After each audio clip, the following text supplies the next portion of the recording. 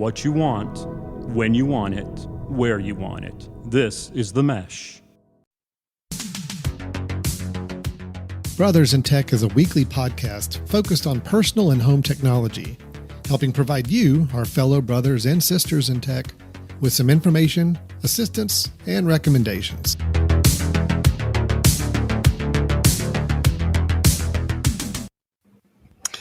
Hello, everyone, and welcome to Brothers in Tech here on the Mesh.tv podcast network.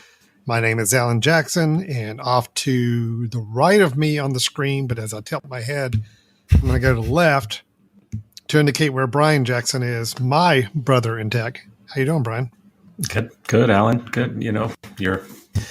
I'm glad you continue to work through the most difficult part of the show, right? Trying to lean the correct way. So, congratulations. Trying to remember what direction to go, and now that I have mastered that, I'm ready for the rest of the show. So, but we didn't have to prepare for the rest of it. That was it. We spent an hour in advance preparing on which way to lean. So the head nods in the right direction. Yeah. Mm-hmm. Well, it's good to see you again. This is our kind good of our, to see you. Honestly, again, this is like the only time you and I really talk during the week. So we do just as much catching up to make sure everybody's good, everybody's healthy, happy, before we jump into technology, which is what we're really here to talk about. So are you good? Everything okay? Yeah. How's my brother? I'm checking. I'm doing fine. School started back this week. So classes are going again. Luckily, we have a Labor Day coming up for a break because it's a week, and a full week of classes needs a vacation. So, but things are okay. Things are good, and good. And you've got a new youngster off into a new place. So are you not quite an empty nester? You've got out of school, but not out of home yet, but getting close. Right? Out of the three kids, I'm down to one still living in the house for a little while longer, and my youngest is off at a music conservatory school. So we're adjusting. It's a little weird right now, but we're getting through it, and we're adjusting okay. But thank you for asking. And I wasn't asking. I wasn't asking. Yeah, I was stating. Yeah, making statements. Well, making sure you knew that your kids had started to move on. I just want to make sure. I will say this: not having as many people in the household does give me more time to do what we're going to be talking about in this episode. Watching more streaming services, which is nice. what we're going to be discussing here. Yeah, right. Yep. We are talking about streaming services. We're talking about primarily movie streaming services. I mean, although they show television shows and other things too, but primarily those services you pay a monthly fee for and to get access to a certain amount of content that you want to watch. This here on Brothers in Tech, where Brian and I talk about technology for home and personal and family use, streaming services kind of fits right into that. This is the hub of entertainment for a lot of people and families. And now, Brian, we've talked about this subject months ago. We kind of did a initial pass on the streaming services. We did our little assessment of who the different players were, what their strengths and weaknesses were, and which ones we liked. So why are we talking about this again? What was the Well, actually, I think we've done it twice already. And oh, wow. It may have been our very first. I think it was our very first show. Was a series. We did 4 episodes on streaming. And then we revisited last year, and then I think I don't know. This seems to be moving pretty quickly. And I think you and I, when we've talked about it before, we would talk about which one was most important, which one would we actually spend money on, which one has good shows, but those shows are changing often now. And it seems as though month to month, I'm realizing certain services are worth my time, other ones are not. And so I think this may be a regular segment we need to put into our podcast here, because it seems as though the streaming wars are continuing to evolve, day to day. And for me, I'll just go ahead and kind of lay out my approach to these things, Alan. It's shows and it's interface, right? Those are the two things that I care about, right? It's are there good shows and what's the interface? Because I'm not going to pay for a lack of either one of them, right? Because if it's a horrible interface meaning the way in which I search and go through finding things, I'm going to get frustrated because I'm really big on a good interface. And number two, probably most importantly, is, if there are good shows to watch. So to me, that's where I end up coming down, because they're all going to cost money. Many of them you can get free from, your cell phone company, or free trials, or sharing accounts, which I know a lot of people are doing because of, the allowing that some of these companies are doing to get more eyes on it. But to me, it's going to come down to the shows, and the shows are changing, quite often. So I think that's where I'm going to be approaching this. When you're talking about shows, you are referring, I guess, to ongoing series and shows, not necessarily like what movies they have, or movies, right? But to me, I'm really looking at, and this is me. When I'm watching TV these days, majority of time I'm trying to watch things, either a new that came out, or a new series, or new episodes of something. I've kind of gotten away from going back and watching old things that I, liked before. I think maybe I'm just not watching enough to have gotten to the point where I'm saying, I'm bored. Let me go back and watch something I haven't seen in a while. So for me, it's about who has the best new stuff coming out that would be worth my subscription fee. So that's the way I'm approaching it. And actually, I think that'll show up when we get to our rankings of these things. You'll see why I rank certain ones differently than others. So, yeah, and that is kind of the format we're going to go into this. So there are 8 kind of streaming services I think we identified that right now are the ones that are competing for a lot of people's attention. And it's not to say that there are some others, a little bit more tertiary streaming services that maybe specialize in certain areas, but the 8 we're going to talk about are the ones that are kind of the more broad ones that I think most people are thinking about, or are releasing some shows and episodes and things that they're trying to use to get attention. Yeah. And these are not we are not including, I guess actually one of them we are, but I was going to say we're not really including the networks that have their own streaming versions of seeing things. These are more streaming networks or streaming services that have platforms, a platform of lots of different information that they're putting out. So I think you're right. Although the line on that's blurring, as I'll talk about, as far as networks owning these platforms or vice versa, because a couple of the ones we're going to mention are technically own traditional TV networks, and they have that is their primary pipeline for getting content to their streaming services from the networks they own. So we'll keep that in mind as well. So let's do this, Brian. Instead of just going through them all first and then coming back and ranking them, we're actually going to rank them now. But this will give us a chance to each of us highlight the ones that we're watching the most or most a fan of, but also the other one can counter if we agree or disagree and for what reasons. So this will give us a chance to go through those 8 services and kind of talk about where we are with them right now. Okay. Yeah. That sounds good. Yep. Why don't you start so I can correct you afterwards? Okay. That sounds good. Now I'll set up the standard. You knock it down. That's exactly. That's what I love doing. So please. Good. That'd be great. So let me, and I'm going to go ahead and share the screen here. So I'm going to bring up my number one current streaming service right now. But with a big caveat, and I will explain that caveat here in just a moment. But this is my number one. It is HBO Max. Mm-hmm. So I like HBO Max for a variety of reasons. I think it was the one I kind of said was my favorite last time we talked as well. Hasn't really changed because I feel like they have traditionally done a very good job of curating both movies, a nice collection of movies. I can typically find more of the movies I'm interested in seeing on this platform. And they have done some interesting things with series and TV shows, a few in particular I've been watching lately. And it's enough to where I can say HBO Max is my streaming service. If I don't know what I want to watch, I just want to watch something, this is where I will go, as opposed to any of the other ones. The other ones I tend to go to for a particular reason. This one I go to, I want to see something good. And I feel like the quality is kind of there and there's enough of it to keep me engaged. So I do like HBO Max. I think interface wise, it's fine. I mean, I don't think it's anything extraordinary, but then again, I think pretty much all these streaming services have just about adopted almost the exact same interface. Yep. You know, it's, you have your list of things that you've kind of tagged you want to watch. You've got things that have just been added. You've got things that are new. You've got things that are popular, and they're all just in those thumbnail movie poster format of viewing. So nothing really dramatic on the interface. It works. I can typically find everything I need to find here with no problem.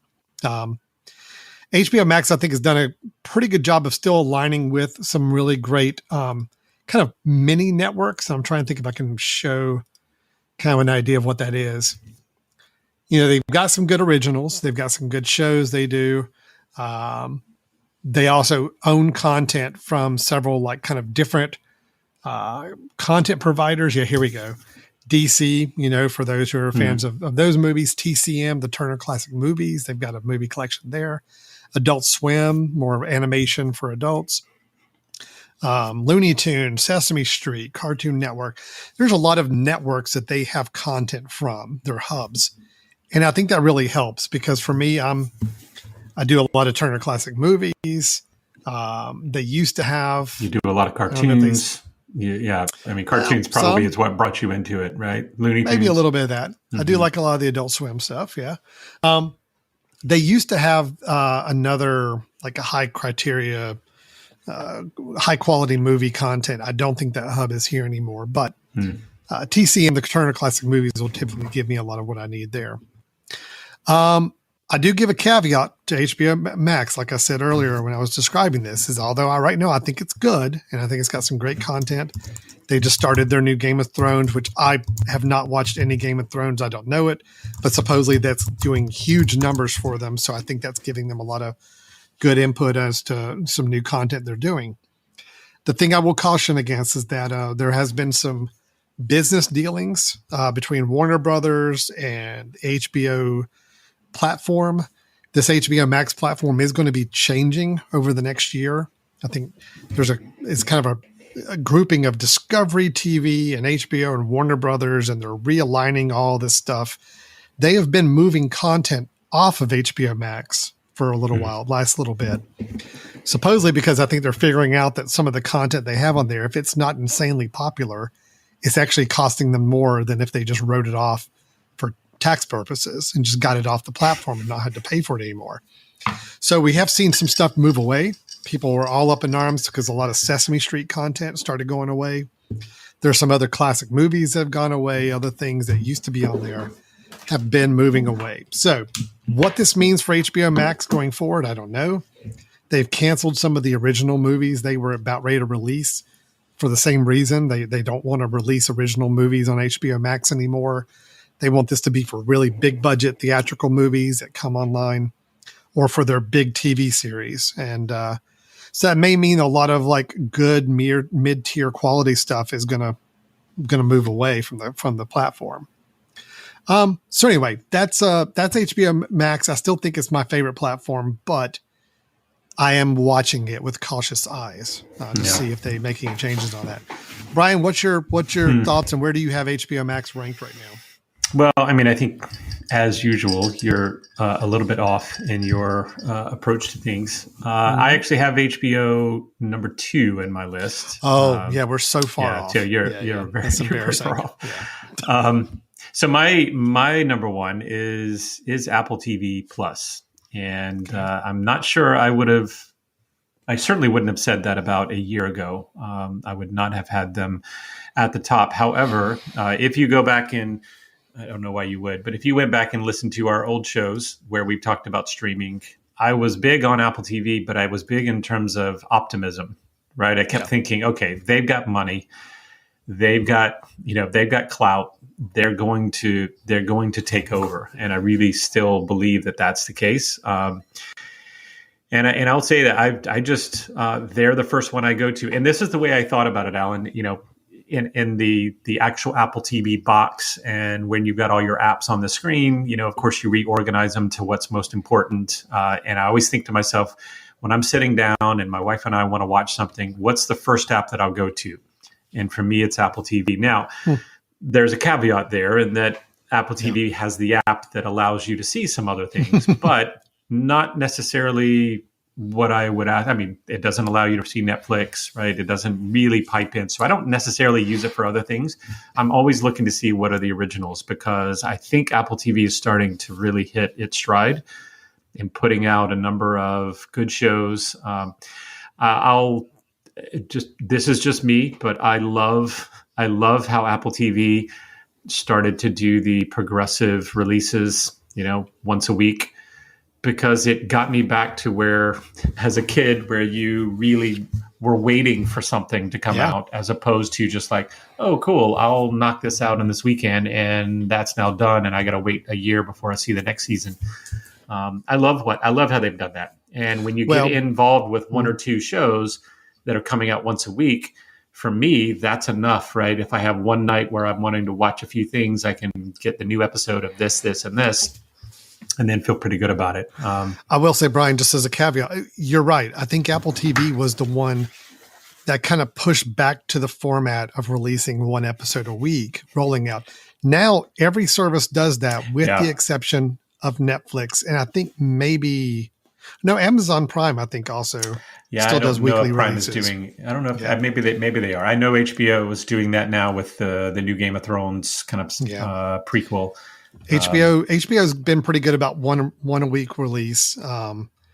Disney Plus does that as well. Several others we'll talk about. But I do think Apple TV kind of reminded everybody of that format and kind of got everybody thinking that way. I still think weekly release of episodes. Yes, I get it. If you're somebody that just is really hankering to watch all the episodes as quickly as possible, it's not the best for you. But I think from a marketing standpoint, from a buzz, building up buzz, I'm amazed. I'm skipping ahead a little bit, but Stranger Things, on Netflix, they release all the episodes at one time. And I've always kind of said that they have such a marketing buzz around it for like a week, maybe 2 weeks. Yep. And then it just kind of goes away. Yep. But other shows, like the one I'm going to point out right here on the screen, Severance on Apple TV Plus, my favorite show I have seen in probably several years. And the fact that it built up every week to the point where everybody online was ready for that finale to come and watch it, like when it came out together, really gave them like several months of building up buzz for this show. So I love the weekly release, although it is painful when I see a new episode and it ends on the cliffhanger and I'm ready to watch the next one, but I got to wait a week. That's fine. No, and Alan, I think, obviously we know why Apple TV did that originally. I mean, they tried to hold themselves to a higher standard and say, oh, we're wanting to bring back the want. Well, they just didn't have the content. Right. Mm-hmm. I mean, the fact they didn't have the content, they weren't going to put it all out because they only had 4 or 5 shows and we're done, and COVID didn't allow them to do the filming that they had hoped to do, that sort of thing. But I think that also allowed them to really, kind of get you wanting more of what they have, which I think was really good. And you're right. The others are following along because they know they need some cliffhangers. They need, if you think about it, Alan, if Stranger Thing comes out and puts the entire season out, you're right. There's a buzz around it, but the buzz actually, by the time it happens, is about the entire series. The buzz isn't about an episode, right? Whereas this, like an episode comes out and was like, holy crap. And you got a week that people are talking about that episode. And I just think, that's something we were missing, from back in the network days, right? Thursday night happening and you watched it and then everybody talked about it for the next week and the water cooler talks. And I just think that's pretty exciting now. Well, and think about the other challenge that the releasing the whole season at one time poses for people in that community kind of setting about talking about television shows. Nobody knows what episode each other is on. So, right. It's not like you can all talk about episode 1 together because person A over here has probably already watched the whole season while this other person's maybe watched the first 3. You can't get together and talk about it, which I think is why that release schedule was good. Maybe when people were more COVID world, a little more isolated, a little bit more, hey, I've just got some time, I want to watch a whole season of something. But now people, we're back in social situations. We're back at work. We're back talking. Having that weekly release schedule gives everybody a chance to be on the same page with a show they're enjoying together. So, Yep. So I would say I this is the first place that I go. One is because I have found myself enjoying the slow drip of content. Because I keep kind of seeing, there's a new show, and each new show seems to be pretty good. I will say, other than Severance was fantastic. I don't know if I'd rate any of their shows at this point A pluses, except for Severance, where it was like the quality of this, not only the cinematography, but the show itself was that good. But I think I've also gotten really excited about the cinematography behind shows and the technology they're putting into some of the shows. And Apple TV kind of, to me, blows the others out of the water in terms of what they're able to put on the screen. Now, the writing is still subpar in many of these shows where I'm going, oh gosh, that was fairly weak, or the acting maybe even not that great, but the cinematography and the quality of the stream, the sound and all of this, I think there's some really great stuff. And I'm always kind of amazed how it looks in 4K. There's some good stuff. No, you're right. It is the best looking streaming service as far as like image quality and just production quality. There's a lot of money going into these productions, these shows for sure. You're right, though, from a writing standpoint and whether or not it really just grabs the audience, they're building slowly. Again, I will say, Severance to me was the one where I said, okay, now they have made a series that is truly like a memorable, people are really, talking about this for a long time. engaging show that people are like talking about. Yeah. And I haven't felt that way about any of the other shows yet, but again, they're building. And the only reason I don't go to Apple TV Plus first is just because it's just not the depth of content that I need sometimes to make decisions. I go because I know there's a new show that I'm hearing about that they've released and I want to go see it. I go to Apple TV to check it out. Yeah. I don't go there for a lot of browsing because there's just not a lot to browse. It's pretty limited selection. It's just their original material. They're not piping in content from other sources. It is truly just, hey, you're getting their stuff, the stuff that Apple TV is producing and putting out, which is good. It's very focused. It's very Apple-like. This is Apple's world. They're going to do it the way they want to do it with their own stuff. It just means you're in for the longer haul if you're going to use this as kind of your primary streaming platform. Right. So, but let's also think, Alan, I mean, they're one of the least expensive ones still. Because what were they, $5 a month? Or for a lot of people who are Apple people, they're thrown into what you're already bought a phone, you get it for a year, that sort of thing. And I feel like that they're still riding that wave of saying, hey, listen, we don't have to be your only service, right? You've got Netflix or you've got whatever. We want to be the add-on you have, and then all of a sudden creep you over to us and realize we have great stuff. Then they're going to, I think at some point when they really want to have world domination in the streaming services, it's when you're right, they could buy up a catalog from someone else. If they go and buy a big catalog, and Alan, I don't know, what would be a great big catalog that they could go after? If they had from a movie selection, if it was like the Criterion Collection, like, those kind of classic, highly regarded, highest reviewed movies that Criterion kind of used to release on DVD format. If it was that kind of like a high prestige collection of movies, like just well-known movie collection, or a studio, just like A24 is a perfect example. A24 is a kind of a smaller independent studio, but they put out tons of great movies that are sometimes award caliber films. It's right up Apple's alley, where if they were to buy a studio and get all of their past movies plus all new releases, that's the kind of thing that could really push Apple TV Plus forward. And I think they did that. That would be them pushing someone like Netflix out of the way. And, I could see that. But I think they have to kind of work up to that. So I think for me, it's I love that they're hitting their stride right now, that every, say, 2 weeks there's something new coming out, and therefore, and I just don't have the bandwidth for more than, let's say, 3 shows that I can watch, progressively right now. So I think they've got enough stuff to carry me on. So I think that's good. And I did have HBO Max as my number 2. So, I do agree with you. Their content's good. The stream of the quality of the content, I don't think is quite as good. I don't like their app quite as much.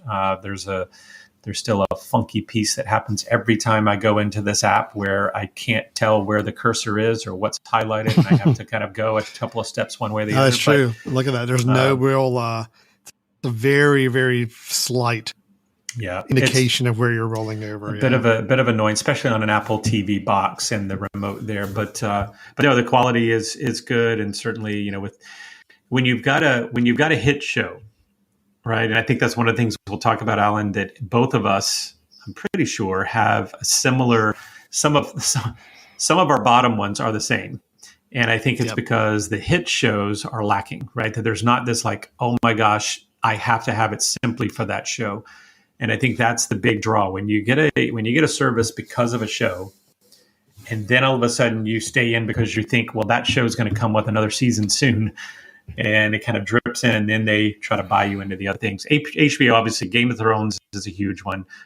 It's got some some wonderfully classic shows, that are some of the best of all time that are in their catalog.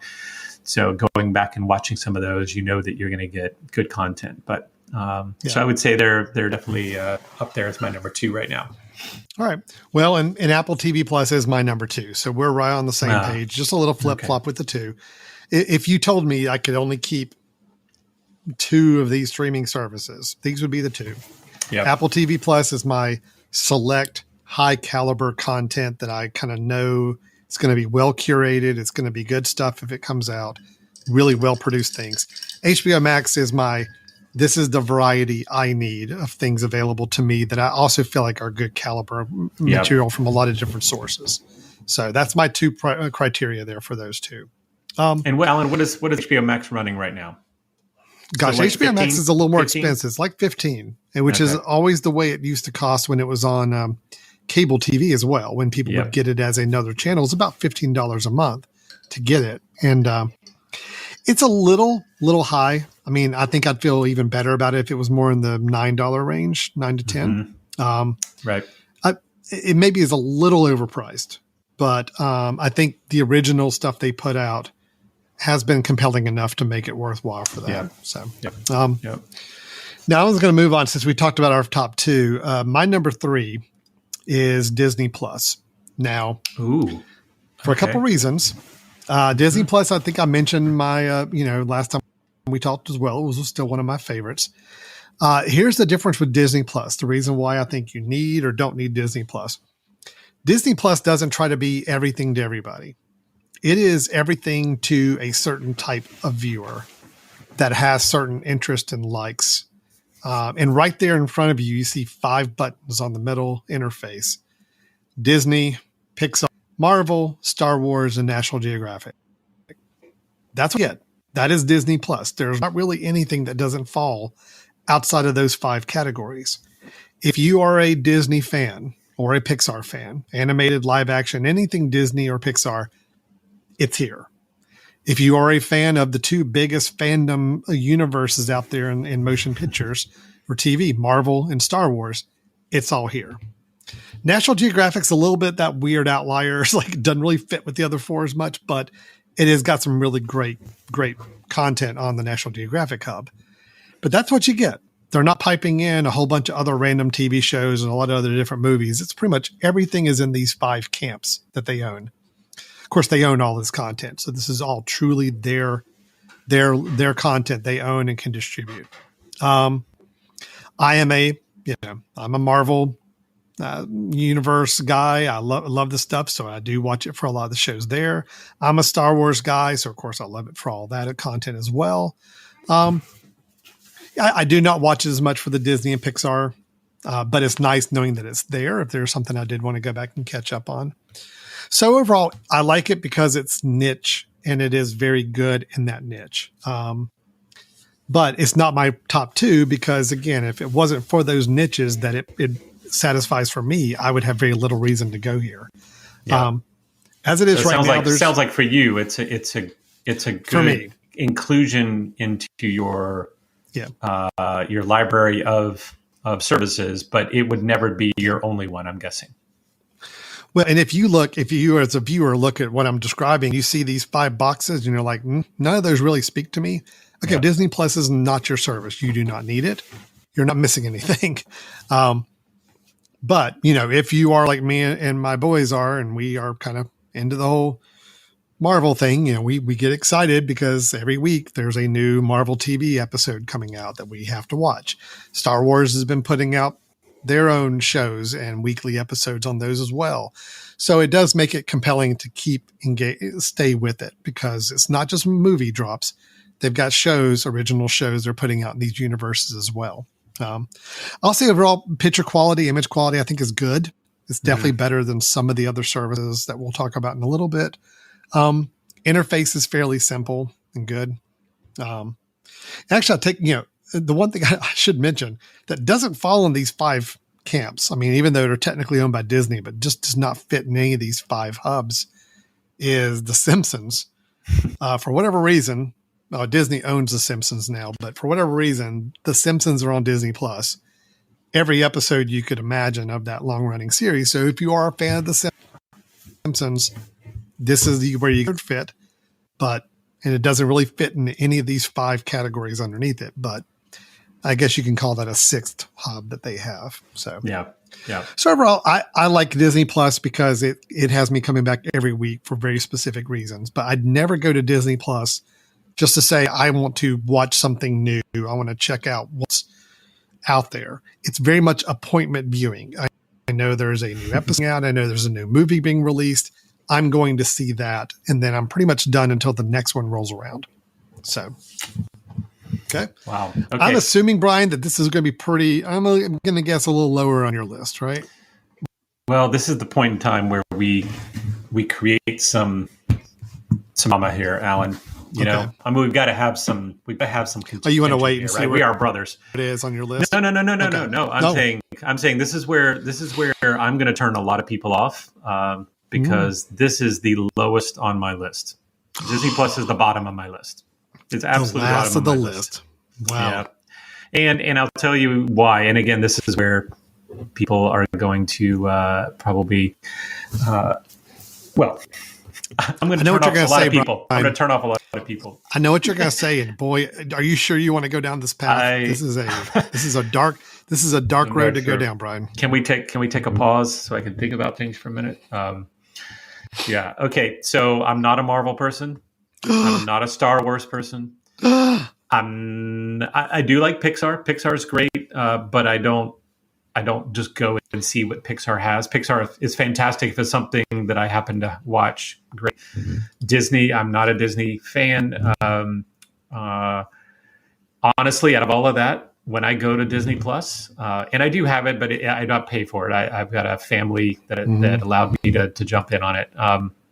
Not you, by the way, which was kind of weird. I know. But if I go, you were just going to rip on this the whole time you were using it. So. If I go to Disney Plus, which is rare, it is to see a National Geographic one because I love the 4K kind of, photography things that they'll go and do is just absolutely amazing to be able to see that stuff on a big screen.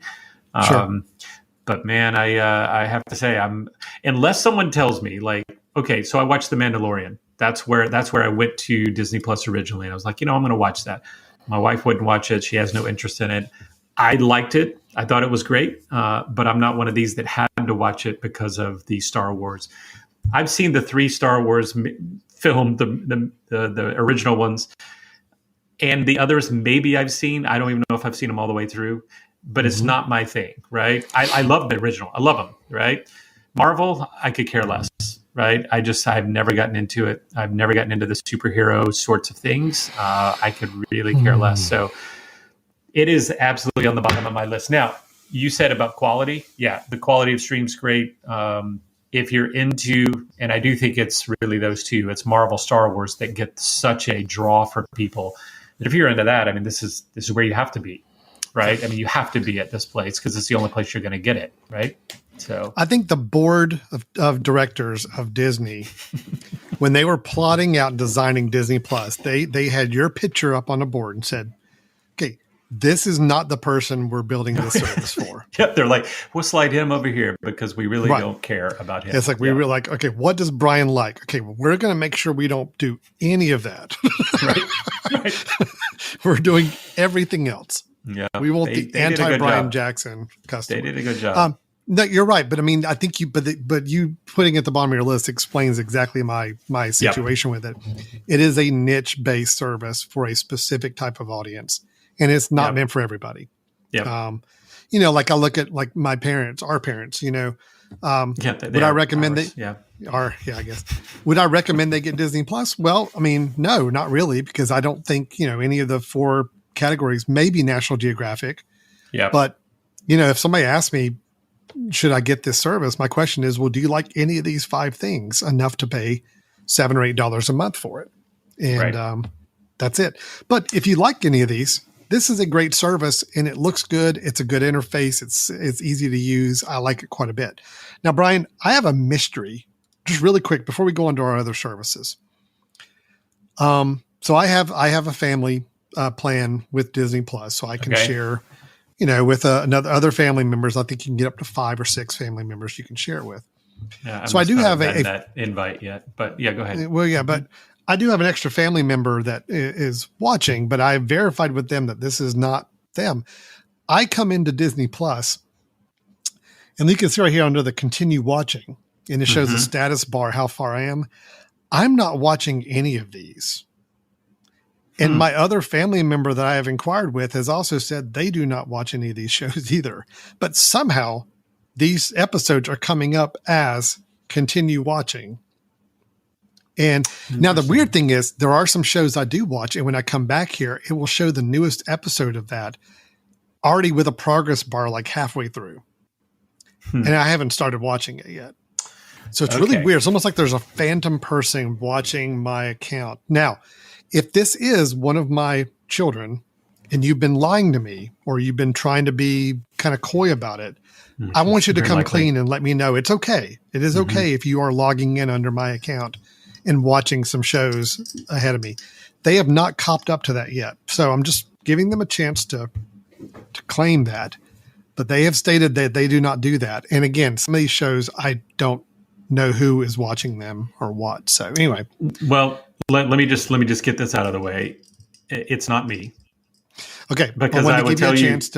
I'll tell you, if it was me, I would be putting the most embarrassing options up there so that you would see that you've been carrying on. But no, those don't seem to be the most embarrassing. Let's be serious. Disney Plus is not going to have terribly too much embarrassing on there. Okay, that's that. Oh, I'm just saying, like High School Musical, right there would have been the last thing to be watched, and I would have had that on the front of your. That would have been funny, actually. Forever. No, that would have been funny. Now, the one you got to watch out for, the one you can really have fun with, is I think probably Amazon Prime or maybe some others. You can really, there's some. If you wanted to mess with somebody's account and make them really embarrassed the next time they pulled it up in front of their family, that would be the one to do it on. Yep. So, all right. So, Alan, but on that note, though, so one of the questions would be, do you have family members that will put on shows and fall asleep? Because I'm guessing it has an auto kind of, it's going to keep running to the next one randomly. It's possible, sort of, but look at this. I mean, it's like these shows are not all the way completed. There's 12 minutes left here, 18 minutes left on this one, 3 minutes left, 20 minutes left. So if somebody were falling asleep, wouldn't it have completed every episode before it went to another unless they show? Woke up at that point and kind of exited out. But I don't know. Someone's lying to you. I'm just going to go. I think somebody's lying. I don't think. Yeah. But I think somebody's messing with my You all algorithm. don't have individual logins? We do. We have one, but again, I think one of my boys is using mine and didn't set them up their own profile. That's my guess. Okay. Yeah. I want somebody to prove me wrong on this. Again, please come clean because you are messing up my algorithm. You're messing up what Disney Plus thinks I want to watch all the time. So, and if you don't come clean, please click on High School Musical every night from now on for Alan. Okay. Thank you. Yeah, thank you very much. Please do that. That'd be great. Okay. All right. All right, Brian. So that's my number 3. What is your number 3? That's my number Disney's my number 8, as I mentioned. My number 3 is actually a surprise to me, because if you would have asked me 2 months ago, I would not have said this. It would have been at the bottom of my list. But Hulu. Okay. Hulu is actually my number 3, and I will apologize to the Hulu people now, because I think last time we talked about this, I had no interest in Hulu. I had zero interest even going to Hulu, trying Hulu out, because initially I had tried Hulu and I despised their interface. Remember, Alan, interface is huge for me, and Hulu I thought had one of the worst interfaces when they first came out. Yes, and I tried it, did a free trial, left it, and said I'm never going back to that because of the interface. Well, little did I know that they actually started putting out some really good stuff. And when someone allowed me to jump in on Hulu and try their account out, I've actually gotten pretty impressed with it. I'm pretty surprised. And if you hold it right there, Alan, that show, The Bear, is what brought me in. I watched The Bear, and that's what, because I'm big into cooking and kind of the chef world. And so when a family member let me use Hulu and I watched that, I got hooked, and then realized they actually have a lot of other good stuff on there. So I say, if I'm going to jump in and try to find something new that I wasn't aware of, this is my number 3 behind Apple and HBO Max. So how about you? It's my number 4. So we're really, other than Disney Plus, we're just about in lockstep with each other on these. Yeah, Hulu's come a long way. Hulu has really made some strides. The show that got me into Hulu, kind of watching it, was The Only Murders in the Building. Steve Martin and Martin Short. It's on the 2nd season. First season I loved so much that I was ready for signing on and making sure I saw the 2nd season as well. But I think Hulu's got kind of an interesting model in that they are not only putting out, the original series like The Bear you mentioned, and some others. They're also bringing in some content, classic movies and other classic TV shows. But also the fact that because Hulu is partly owned by NBC and Fox or FX, they're actually bringing in fairly new episodes of TV shows after their broadcast pretty quickly afterwards. Like, for example, Saturday Night Live is an ABC show, but if you wait, I think, a day or two after it is on live TV, they'll put the episodes up on Hulu. So you don't get live TV, but you get pretty darn close for a lot of stuff if you're not really needing to see something the minute it is premiered on network TV. Same thing with FX and some other networks, is that this is their home of online streaming content once they've premiered on network TV. So it's kind of nice that for a $7 or $8 a month subscription, I think, to Hulu, if you get it with ads, you can pay more if you don't want ads on your programs. I just have the basic $7 or $8 level. It's a pretty good assortment of stuff. And again, there's at least 2 shows I watch on any given time on Hulu. And that to me makes it worth $8 a month. I'm fine with paying that amount for that. So yeah. No, good. I think as you can see, the quality of what they put out, their originals, I think are really pretty solid. Yeah. Now, another reason I'm with Hulu, and I mean, it's a couple shows, but also because I do have the bundle that I do between Disney Plus, Hulu, and ESPN Plus. So the idea is that you pay, I think, $16 a month, and you get all 3 together. Because I do watch enough ESPN content that I want to check out and see there are multiple channels you have access to through Hulu. If you have that bundle, as you can see, I've got ESPN Plus content piping into my Hulu subscription because I do have that bundle available.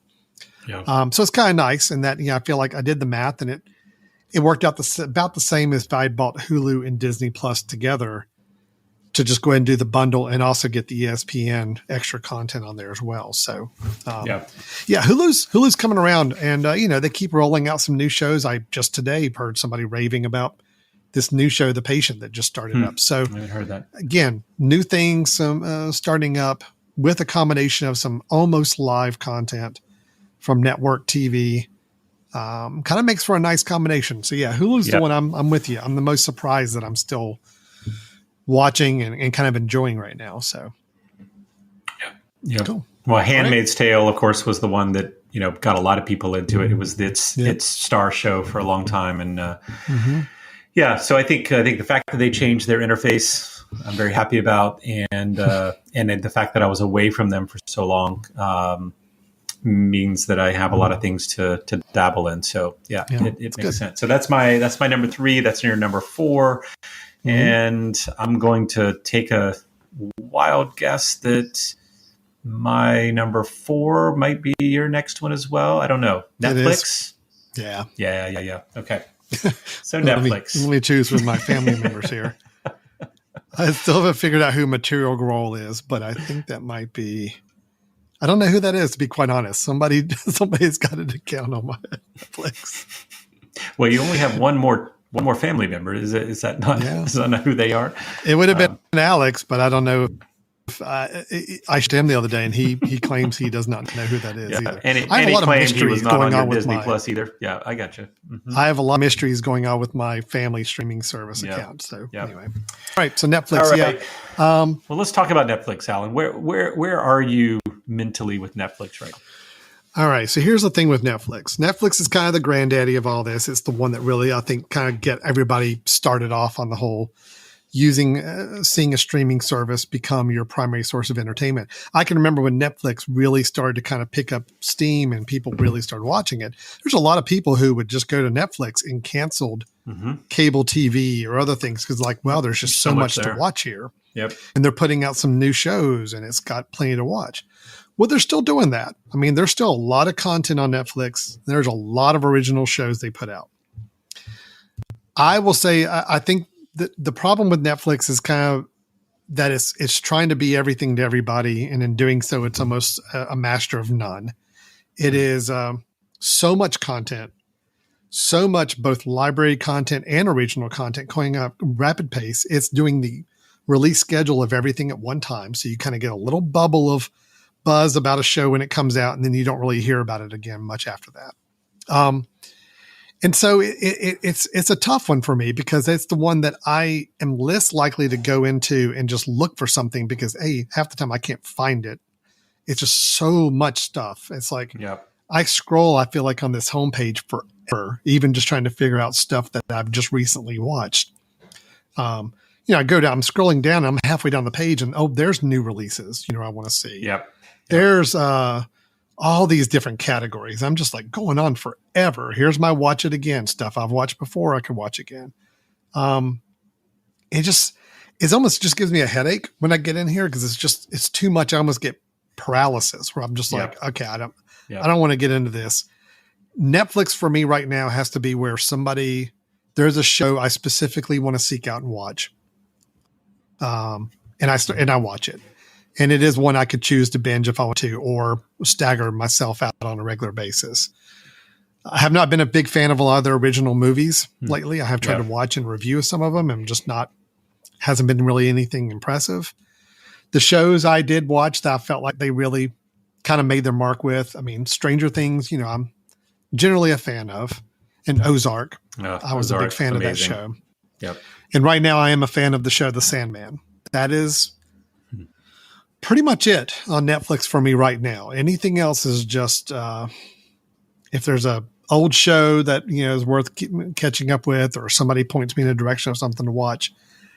But I just feel like there's too much going on. And there's not enough focus. Where Disney Plus and even HBO Max to a degree have a little more focus. There's a little more driving content to you that is going to be good and a good fit for your a good fit for your taste. Where I just feel like Netflix is we're just going to vomit out everything we've got onto a screen and just hope you find something you want to watch. Yep. No, I'm thoughts? I'm with you. Well, I'm with you. I don't know if I like the comment you made of master of none, right? Or something, to be everything to everyone, but not really master anything. Mm-hmm. Because I think that they have done some things incredibly well, but I think you're exactly right. There's too much stuff there and people get lost in that. So Ozark, for example, I think is one of the best shows that has been around in the last, 10 years, right? I think it is a fantastic show. But the problem is, as you notice, is there's so many other things that people will get lost in these other series, or I can't tell you how many times I've started something in Netflix and then not gone back to it simply because I started something else or couldn't find where I was, right, initially. So I think there's some real challenges there, right? Brian, can you still hear me? I can hear you. You're frozen for me. Yeah, I was going to say, my it is frozen up for me, so I'm kind of voice only right now for a little while, it looks like. Yeah. And, if there's any way we can get rid of your voice as well, that would actually be fine. We can make that happen. So the problem is we may have to go old school on this, Brian, and just like the old audio podcast only days, and just hear my voice on this. Unfortunately, can you disable your camera and turn it back on? Disable it? No. Actually, I can't do anything on my Chrome browser at the moment where I'm recording this. Everything decided to freak out on me at one time, and luckily, it's still recording my voice, and you can still hear me. But I cannot turn off my screen sharing, and I cannot do anything else at the moment, which is fitting and ironic for a tech-based podcast. So, I love it. I love it. So let me, since you can still hear me, I'm just going to keep talking, even with my frozen face. I hope my frozen face is at least on a decent-looking frozen image of me, and not something terribly embarrassing. Seriously, what do we have to compare it to? But yeah, you're kind of in middle chew. It's almost like you're trying to nibble off the end of a carrot or something. I mean, it's a little bit, it's fine. It's fine. We're all okay with it.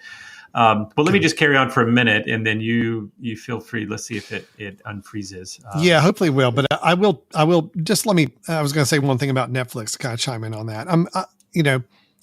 I hate saying that there's not enough there in Netflix as far as for why I bumped it down to like number 5 on my list. There's still good stuff, and I mean, I know Ozark's finished, but if Ozark was doing another season, I mean, I would keep my Netflix subscription no matter what for that.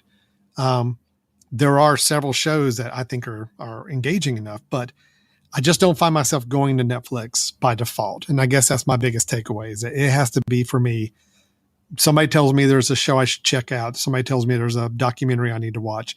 It's only on Netflix. Fine. I will go there and watch it. But I just cannot go into this app and just start to browse, because it's just, again, it's mind numbing. Yeah. It's maddening. The number of times my wife and I have sat down, said, well, let's watch something. We get to Netflix. 20 minutes later, we're like, I don't care. Just pick something, right? Like literally you were trying so hard to find, but you're always seeing something else. So Alan, tell me this. If Netflix came out with a toggle switch at the very top that said, we're going to allow you to do Netflix Lite, which is we're only going to show you, things that are related to your viewing, and only new things from Netflix. Like there's literally going to be maybe 20 shows that show up, period. And, the things you've been watching, or the new things that we have out, I think I would be all over, and I'd probably still pay for what it is, because I think they do put out good stuff. I think there's enough stuff to keep me going. Yeah. Obviously there's enough stuff to keep me going, but I really think that the issue is, I mean, they're playing a tricky game here, because Netflix also knows that they're one of 2 services. Oh, hey, am I back? Hey, you're back. Oh, crap.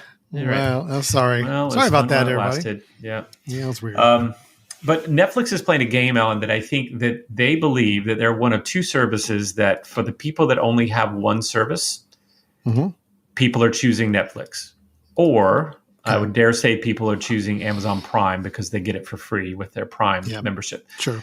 And they include so much stuff, right? Both of those, if you have one, you will always find something you can watch, right? So I think they're saying, well, we've got those people that are going to only pay $10, $12 a month, and they have to go with us, because they can't just go with Apple. They can't just go with Hulu. They've got to come with us because we've got the biggest library. But I think on the flip side, they also have the other people, which is probably 80% of us, who have multiple things. And when we have multiple things, I don't know about you, Alan, but I'm always looking to say, well, I've got to give Apple TV love and find a show there. I've got to have something. If I've got Paramount, I'm going to have one show I'm going to watch from them. So all of a sudden, now there's maybe one show on Netflix, and one out of all of those starts to become a bad model, right? That all the Netflix people, I don't think, can share. I mean, other than Stranger Things and other than Ozarks, I just don't think you're getting a ton of the water cooler talk around the Netflix Yeah, shows right you're now. not. And again, I tell you, it really has to do with that release schedule. I still think if Stranger Things had been rolled out over 2.5 months, 10 episodes or whatever it was, you would have so much more buzz built up. But instead, everybody binges it in a weekend. You go to ask somebody, hey, have you seen Stranger Things? Oh, yeah, I finished it last weekend. Okay, well, we can't talk about it until I'm finished with it. And so it just defeats that whole discussion point. Yep. Brian, I am concerned. I am concerned as well if I'm looking at your screen. Is that what you're talking about? Well, yeah, because I have never seen Boss Baby back in business. But yet it is showing that I am 18 out of 24 minutes into this episode. Again, there are phantoms at play on my accounts at the moment. I do not understand. These two, Stranger Things, Sandman, I have been watching. Boss Baby, no, have not. Well, I am wondering about the wording at the top. I'm not sure where I've been reading up on the I came by taggers. Tell me that's at the very top. Oh, okay. So that's it's a subtitle. Okay.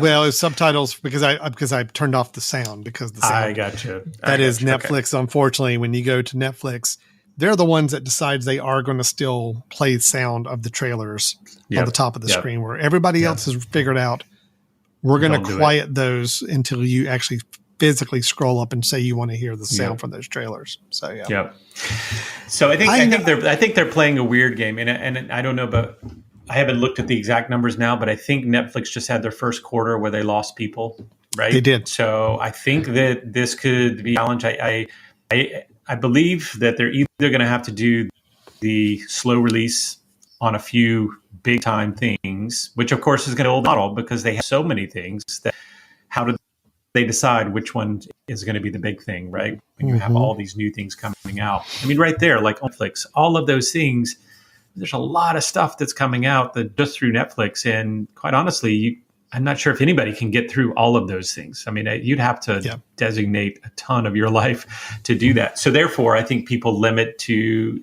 getting frustrated with Netflix, or at least I do. Agreed. So I have been debating over the last couple of months of deleting it, getting rid of it, and just waiting until something great comes out that I need to add it back just for that show. But it's tough because it really does have a lot of good stuff. It's got too much stuff. So it's a little bit, and there's good quality there, but I do feel like it's tilting more towards the quantity versus over quality than the other way around. Where Apple TV is the opposite. I'm going to go all quality, or at least what they perceive to be high quality productions versus quantity. Here, I mean, there's good stuff on Netflix. Don't get me wrong. There are shows I enjoy, but the ratio of what I'm going to watch versus what's available is much, much tilted in the other direction. So can I also say, Alan, one of the things, I don't think I run into this in any other service, maybe Amazon, where I will scroll to try to find something that looks interesting. I'll find something interesting. I'll get on it and then realize it's in another language and I am not willing to watch it on subtitled.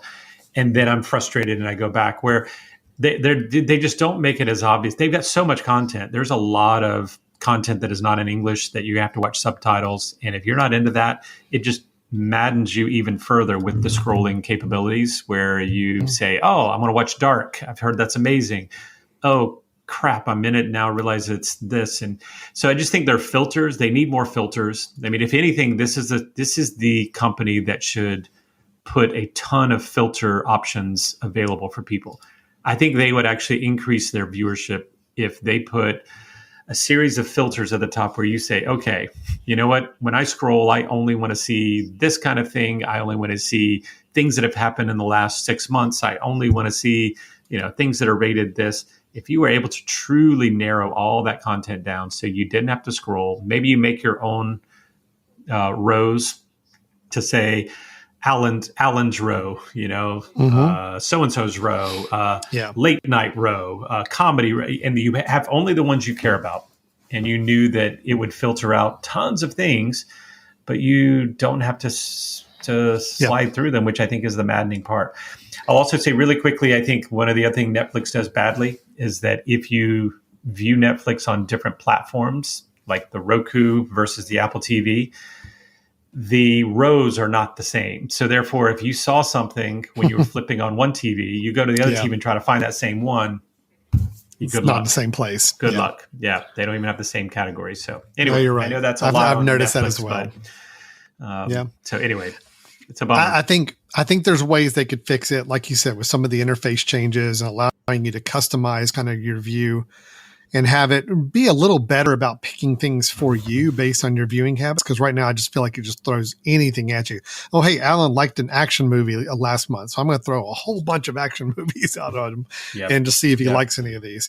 And I'd rather it be you know what, Alan watched this movie and he watched this movie and he watched this movie. That tells me this specific type of movie is what I should feature for him on a recommendations tab if he wants to see that on his homepage. And I think that'd go a lot stronger. So Netflix, I think overall, I mean, I still have it. There's enough stuff to watch, but if you gave me the choice, I'm going to pick one of my other top 4 over this one. And this will be the one I would cut if push came to shove. Yep. So, All right. So the other ones I think we can maybe slide through pretty quickly here because they are toward the bottom of our list. So they are pretty quick. Let's hit my number 6 is Amazon Prime. It's also 6 for me. Yep. Yeah, I do. I mean, there is some good content here. There is some good things they're putting out. They do have a lot of new original shows. They've kind of rolled out several even just in the last few months that have gotten some good reactions. I don't know why I don't go to Amazon Prime more often. Although the content's good, it just never kind of hits me as top tier content that I really want to seek out. It seems like it's a little more and I'm going to use this. I don't mean to be disparaging with this, but this is kind of the way it looks at it. It's the difference between going to a really good, like old style video store back in the day when you used to rent movies and you go to a real boutique store that really specializes in movies, or you go to the Walmart bin where it's just walls and walls of movies cheaper. And you kind of get what you're paying for. That's a little bit of the way I feel with Amazon Prime is I just feel like a lot of the stuff on here seems to be a little more bargain bin content. Yeah. Now it's not to say everything. Again, there's some good stuff here. I mean, obviously they've got big movies that are available on Prime, some new movies that get rolled over into that. And then there are a few original shows I have watched and enjoyed, but I just don't quite feel like they're there with the level of content and quality that the other services are yet. No, I'll agree with you there. I'll agree with you there. I mean, I think there are some good shows. Nothing that I think, oh my gosh, I can't live without that show. And I don't know if it's just me, but I don't believe the quality of the stream itself is as good. Right. I don't get we the didn't depth mention of quality of the stream. So we didn't mention that with Netflix, but I think that's another downfall of Netflix. Yeah. Netflix, I've not found to be good quality streaming, like as far as how the image looks. Definitely on Amazon Prime. That's one I don't go to if I want to see the most stellar image quality for sure. And you can't really blame them, right? I mean, they would keep most of their subscribers, even if they didn't put anything new out at all, because of Prime, right? Amazon Prime, and you get this. People I don't know about you, but I don't find myself anywhere close to getting rid of my shipping Prime membership. So therefore it's here. So there's good. If I'm going to go look for an old movie, I tend to go Amazon because I think their catalog's pretty good of the things I like of older movies. So I think that's good. But no, it's quality of it is not great, but it's also could be listed as my number 2 if we're talking about likelihood of getting rid of it. Because I'm not likely to get rid of it anytime soon. No, that's true. There's very little chance of getting rid of it. I will say, just to kind of make sure we're being fair to Amazon Prime. I mean, they're a big show they're banking on right now. You're going to be hearing a lot of it. Is this Lord of the Rings franchise they're building out? And again, I know it's not your cup of tea, Brian, but this is one kind of like the Game of Thrones is for HBO. This is their big franchise that they're putting tons of money into. And it is starting this week as we're recording this. So whether or not this is the kind of show that starts to get people really flocking to the service and using it as a premier service or not, I don't know.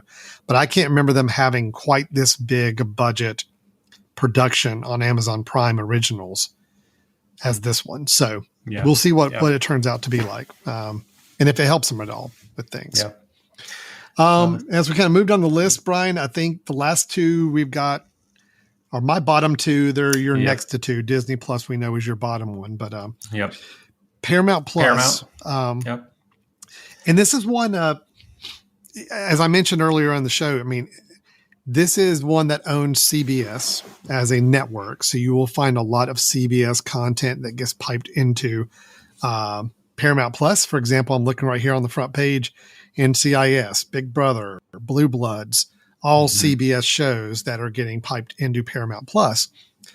But Paramount Plus also has original shows and original movies. That is what's starting to kind of push it forward. They're really doing a lot of things with the Star Wars, our Star Trek franchise, adding shows in that universe.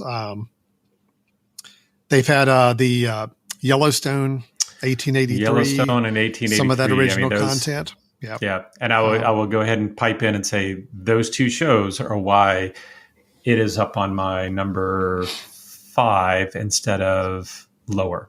It's just those two shows were really, really well done, in my opinion. 1883, I think, was fantastic the way it was done. So again, going back to my two qualities, right? It's the interface and it's the show. And if you have something that's really, really good quality show like this, it's worth it. Now, Paramount's something that I don't pay for. It comes as part of my cell phone service, which I'm happy about because there are a couple shows there that are pretty good. And some of the things there's some good content if you dig into some of it, and so I think that there's some possibilities there, but it is limited. It's definitely one that I would get rid of if I was paying for it right now and I needed to trim. And then you mentioned Alan Stars. Stars is something I have personally zero connection to at all. I don't have any real interest myself in it, but my wife loves Outlander, and Outlander was kind of its big show. And I know it is for a number of people. So that one, I think, kind of brought several people into the Stars world. Stars is also one that they'll provide you very cheap for a few months and say, $3 and you can get it, $3 for 3 months or something like that, or $3 a month for 3 months. So it's very inexpensive in that they do a lot of good deals. But I don't have any need for it myself. So. Yeah. Is there an original? Well, you mentioned some of the originals, Outlander and some other ones. As I look through the originals, again, these are not ones that are huge water cooler type shows right now, which is part of the problem for Stars, is that they just don't have that one show yet that everybody is going to see and talking about right now. Yeah. Stars is my last one. I've never watched anything on Stars. I've never had it. And I've honestly not had any reason to get it. So, as I look at these other 8, currently I do have paid memberships to 5 of them, and I get Amazon Prime free with my Amazon Prime account. So that's 6 I have access to. 2 of them are bundled together so that I don't really feel like I'm paying for 6 individual unique ones, but, it's a lot. And I mean, I add the dollars together. I'm still right about the level I was when I was paying for cable. So it is that kind of a double-edged sword on the whole. Yes, we wanted things to be piecemeal and choosing the different platforms we wanted to go to, but we just didn't anticipate, I don't think, that there would be 8 possible ones that people could want content. To watch content on. So it's a little challenging there to think about how to budget your time. Here's the great thing about all these services. I keep reminding people, though, all of these services we've talked about, month to month payments, meaning if there is a show you want to watch and all of the episodes are already on that network, you can get 1 month of that network, watch the show you want to watch, and then cancel it. And there's no hassle. There's no contracts, which is great. Completely agree. And I think that's what the model I want to move towards, is to start going month to month and saying, oh, you know what? This month, I'm going to choose these 3. Next month, I'll do these 3, right? But here's my question, Alec. Have you done this before? Have you done the drop and re-add? What happens No, to your I watch should. list? What happens to your watch list and your list? Do you have to rebuild a list? Oh, I don't know. That's a If good it's question. yeah, So that's you're my big, talking that's my about big concern, right? It's okay. kind You're of, I talking don't about want to the have to go back in example. and develop a watch list or something. So you're talking about the idea that, and I've heard people do this. They call it Yeah. like just all of a sudden they say, okay, one day I'm just going to zero out and cancel all of my streaming services. Except one. And for the next And month, then, I'm going to watch that one. Well, no, actually, some people do this. They say, look, I'm going to cancel all of them. And then I'm only going to add a service back if there is something specific I need to watch. Sure. Because in other words, I just felt like I've built up all these subscriptions and I'm not really using them all Yep. as effectively. But you're right. The question is, if I canceled my Netflix subscription and I waited 6 months and then I started it back with the same email address and account name, will it remember my list and my continue watching or any of that? Or will I be all the starting algorithms. fresh? Yeah. Yep. So that's a The challenge. only one that could be a problem with, well, I would say it would be a problem with Netflix because I've had that the longest, but Netflix, I don't think does a good job of doing anything with my algorithm that I feel like I'd be losing anything there. Yeah. Yeah. So it wouldn't be the end of the world in many of those cases, but I do like the but, idea of when just you like start getting shutting a them family, down. when you start getting Yeah. a family built in, right? Your wife and I are watching things, and we each have our own, and then we say now we have to rebuild it again to kind of get it to give good recommendations. I think that's a challenge, but I am very, very close because I just feel so overwhelmed. There is so much out there that I don't necessarily need it all, and I certainly don't have time for it all. The other two things I want to mention, because I know we're running late here. Surprise. But two, I think, key variables. One is sports, right? That is going to be a big challenge. We have to do this again probably in a couple months because you've got the big boys starting to make plays on college sports, and Apple just got exclusive rights to soccer, MLS. Yep. And I will tell everybody, given the amount of money Apple has, and even though, and actually in a positive way, MLS is not a big enough sport here in America that people are going to be pissed off and say, you must run it a certain way. I guarantee you in the next 2 years, if they keep MLS going, they're going to find creative ways of bringing technology into the sport world that we have not seen before. You can't do it with NFL. You can't go with NFL and say, you know what, we're going to develop all these new angles and do all this sort of stuff. You can do it with something like soccer. You can actually come and say, we are the only person that's going to do this. So therefore, choose your announcer or choose your angle and all these sorts of things that I think Apple has the money and the option to do because of a sport like that. So I think that you're going to find that that's going to change the dynamics a lot when you start getting a place like Hulu that gets college sports or a particular college football conference and all that sort of thing. So just be aware that that's going to change the equation pretty quickly over the next couple of years. And I think it's interesting too. I mean, we've kind of blurred the line now. We started off this episode saying that we weren't really going to talk about live TV services. We were going to talk about more movies and TV shows on demand streaming services.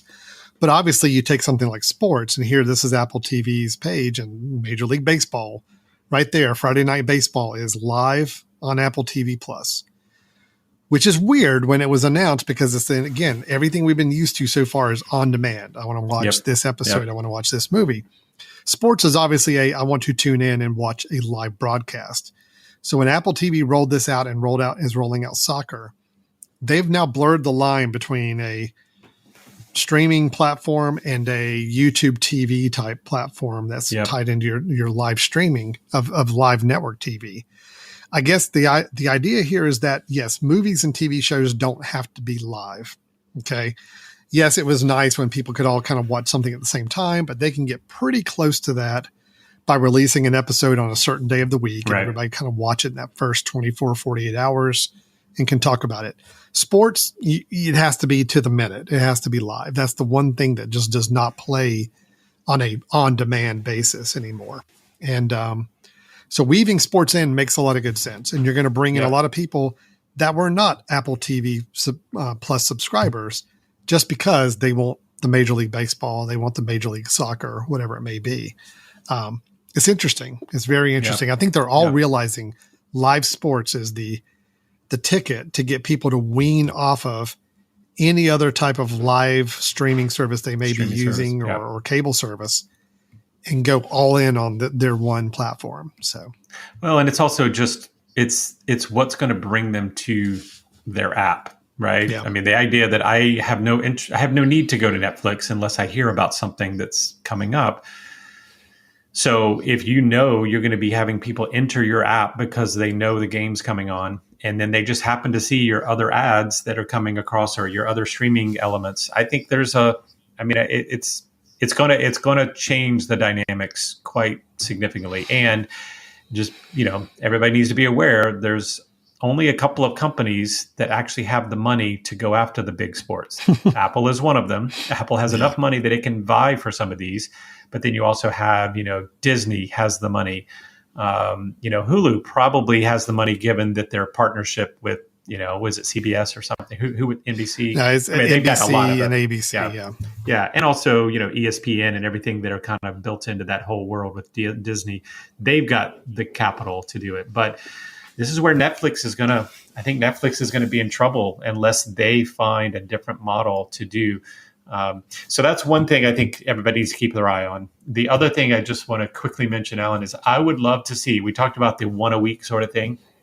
I am waiting for, at some point, one of these companies to say, we have a massive blockbuster. Like, let's say that Top Gun or the Maverick show, the movie did go to streaming and someone was able to buy it, to where someone says it's only going to stream this weekend, right? It's a one weekend thing. It's going to stream. I need everybody to come and watch it that one weekend so you can talk about it. And then it's not going to come again for another 6 months. But like Blockbuster, where you start making Blockbuster to be a one-time deal, because I think the idea of getting people on board to say, I'm going to watch something this weekend and that's it, I think is pretty key. Apple tried to do it, I think, with some of the,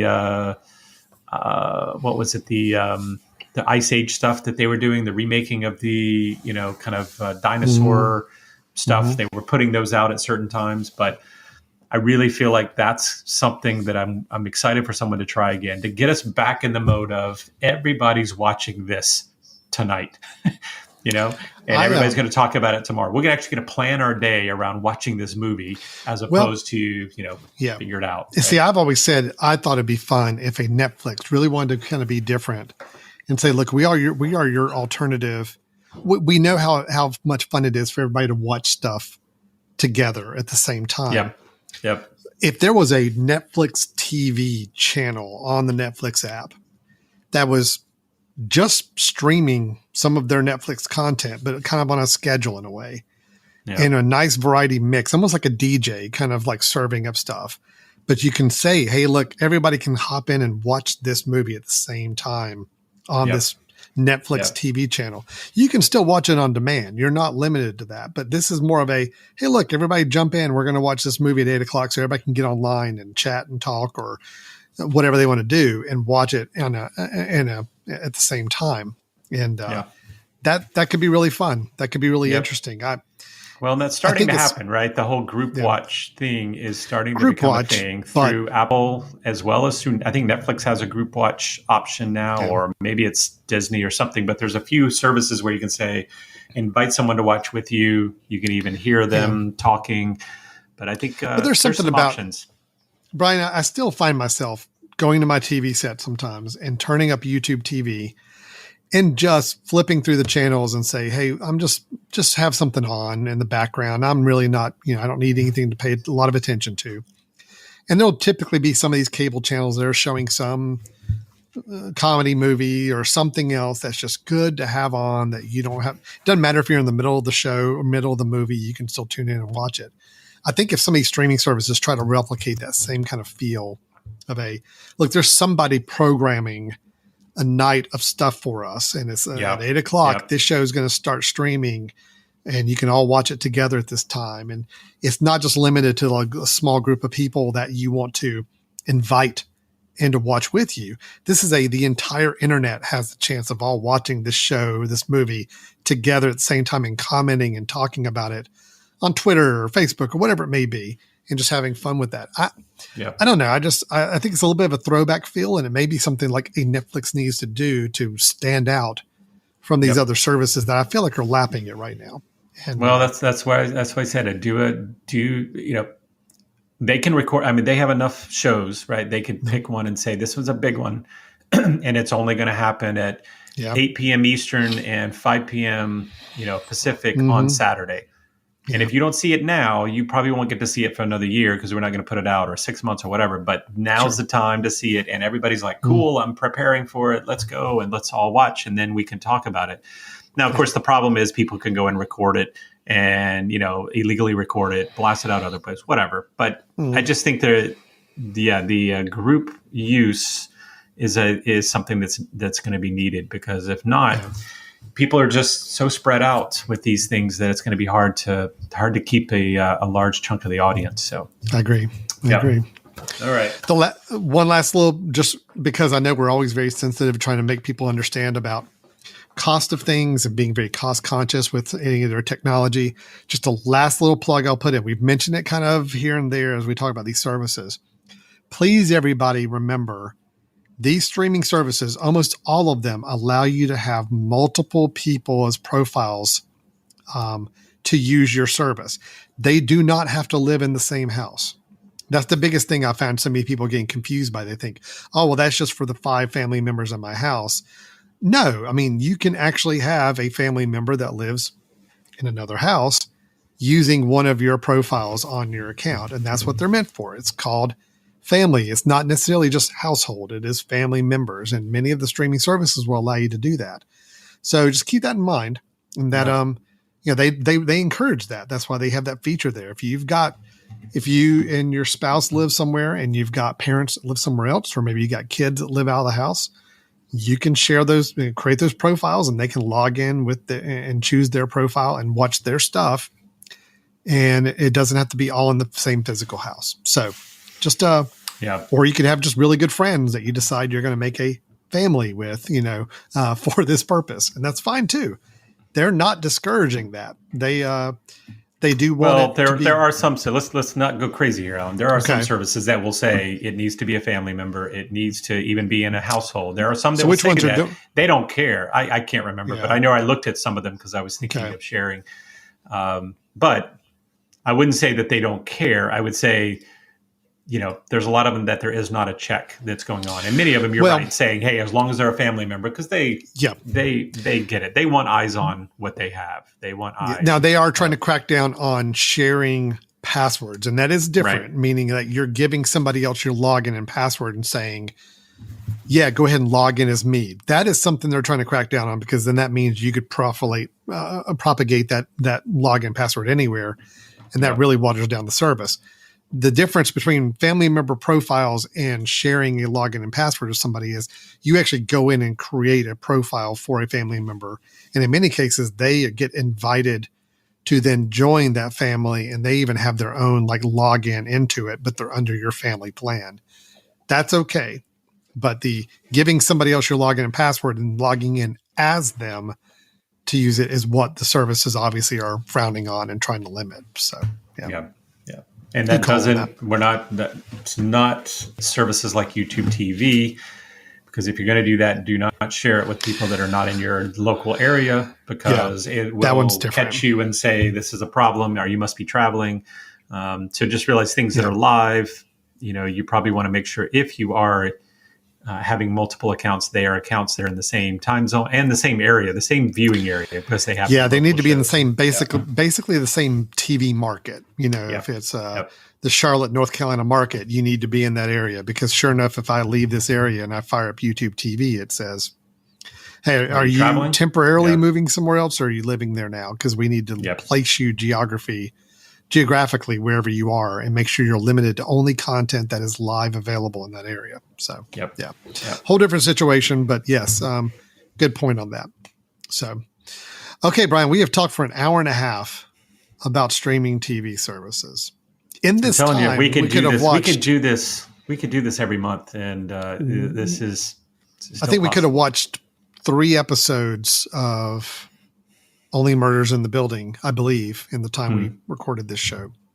Yeah. Which is a shame because that's how many episodes I have left in the season to watch, and I could have finished Yeah. it by now. But Well, you probably could have watched more of your High School Musical that I know that you've been watching. So, why do I have a bad feeling in a couple of days I log into Disney Plus, and that is going to be all of my recommendations, and it's going to show that I'm halfway through every episode of that show. Okay, well, first of all, the flaw in that is that I promise you I don't have your account, and two, I promise you your kids are not watching this show.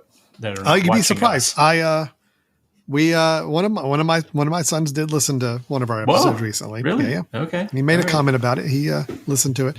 So there's no telling. They could be listening to this. And again, I'm waiting to see what happens next. If we said something like Alan will gift you a certain amount of money if you remember the code that we're getting ready to say, that they'll only know if they actually listen to this, right? No, let's sweeten the pot a little bit.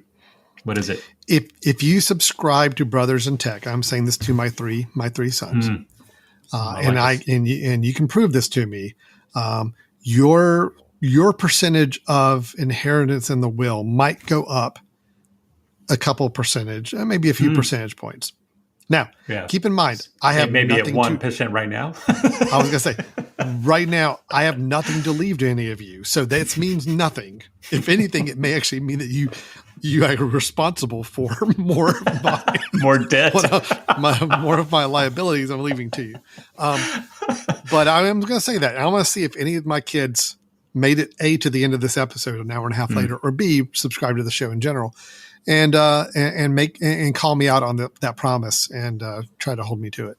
Yep, and I'm going to put in that they must subscribe and they must text me and Alan the words High School Musical. Okay, right. That High School Musical. High School Musical is the text word you have to send to both of us. Both of us, so we can to verify that yes, you have listened to this episode. And you are now entitled and to show us maybe a reward. screenshot of your subscription. But yes, we that's how we'll know. And we're not mentioning it from here on. So listen, you must have listened to this, Brian. If they made it an hour and a half listening to us talk about streaming services, that's fine. I probably will. Maybe we should say if anyone gets to this point, this episode. Yes. Send us an email to info@themesh.tv. That's what you do. Send an email, info@themesh.tv. Just put in the subject line, High School Musical. High School Musical. Yes. That's it. And we know, oh, wow, they listened to the whole show and they dropped us a note. Thank you. Yep. We will mention you on the show. We will, we will send people to your Twitter if you want, or whatever it is you want us to promote. Just send a High School Musical to info@themesh.tv. You can also go to our website.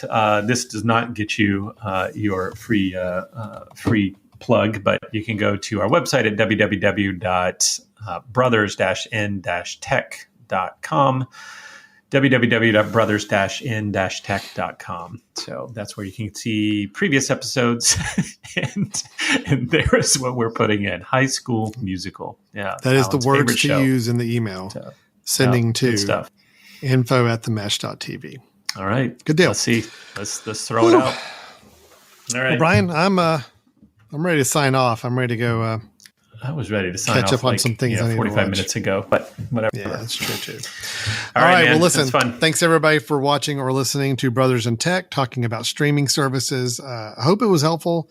Well, it is something we're probably every, I don't know, 6 to 12 months. I think 6 months is good. Yep. We'll check in on the streaming services, see how they're doing, because they're an important part of our entertainment basis in our personal lives, and I'd like to see how they're faring. So, but thanks for listening to this episode, and we'll look forward to talking to everybody next time. Thanks so much. All right. Bye-bye.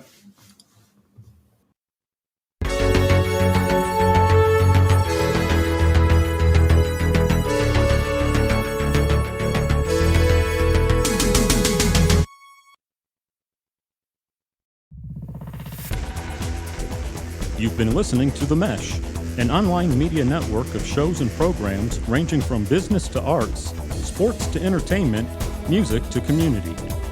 All programs are available on the website as well as through iTunes and YouTube. Check us out online at themesh.tv. Discover other network shows and give us feedback on what you just heard.